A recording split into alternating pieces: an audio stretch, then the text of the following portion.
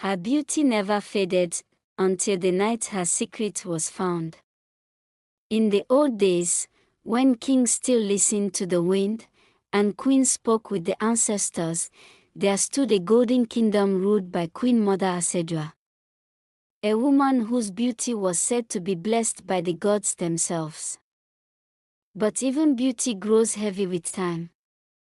In her mirror, she began to see the faint lines of tomorrow, and fear crept into her heart. One stormy night, a wandering priest came to her gates, like fate was already knocking at her door.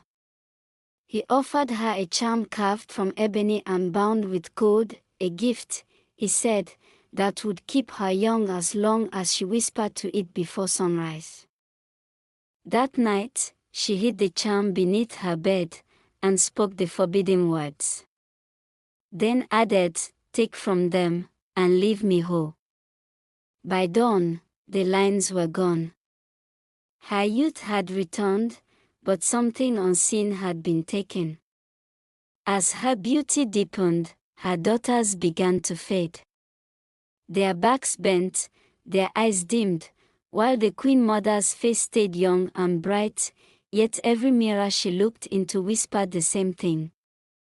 "You are stealing what you love." The eldest daughter Ade grew frail, and next to her, Sawa weak.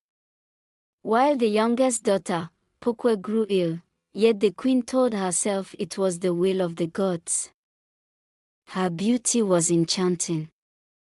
A charm that drew eyes wherever she went, her smile, radiant and perfect, had the power to quiet even the loudest market. Some admired her from afar, while others whispered in secret, for every man, young or old, wished to be close to her in any way possible. But behind the praise came whispers. Some gossiped, others cursed her name in envy. "How is it," they said, "that her daughters grow old while she glows brighter each season?" A few, however, believed she was blessed, that the gods had touched her skin with eternal grace. Her daughters, though, carried the burden of this mystery. No man wanted to walk beside them, even their age mates avoided their company. Their faces, lined before their time, became a mirror of sorrow, and though they smiled in public, their hearts were heavy, wondering why their mother's beauty blossomed, while theirs faded away in silence. Then one season, her youngest daughter Sweet Pokwe fell extremely ill. The palace shook with grief. The healers came, they prayed, mixed herbs, the prayers rose, but the fever grew stronger. As if the years she should have lived were being stolen away. The healer spoke gently, "What is hidden in light must one day be revealed in darkness." One night, restless and weak, Pokwa rose from her bed, filled with strange power and courage. She stepped out, then she saw the moon. The moon guided her steps, straight to her mother's secret. Beneath the bed, she found the calabash, glowing with the lives it had stolen. At sunrise, Pokwa stood before her mother. "You took from us," she said, her voice trembling. "You stole our years to keep your youth." The queen's heart broke open with truth. Tears filled her eyes, dripping. Her elder daughters stood shocked with pain, and anger on their faces echoed from their hearts. "I did not mean to harm you," she whispered. "I only feared being forgotten." Forgotten.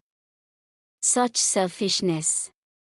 Pokwe yelled, but her voice filled with pain and anger mixed with love faint. "Gave her up." The charm trembled. The golden mist turned into dark substance in the calabash.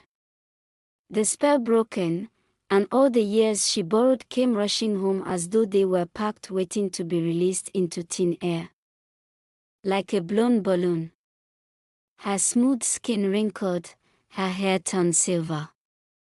Yet her eyes shone with peace. Her body aged, but her heart was finally free. She gave up her last breath. They laid her to rest beneath the baobab tree. From her grave grew a flower that never withered, as if the earth forgave her, for beauty fades, but truth blooms eternal. Lesson for life. Beauty borrowed from deceit never lasts. What we take from others to shine will one day fade, but what we nurture within will glow forever. If you enjoyed this story, don't forget to like, share, and subscribe to Fables by Timo for more stories that touch the heart and stir the soul. Tell me in the comments. What lesson did you take from today's tale? I love reading your thoughts. There are more stories on the way, full of mystery, truth, and emotion, so turn on your notification bell so you never miss the next one. Until then, keep your heart open, and remember, every fable hides a truth. See you in the next story. Bye.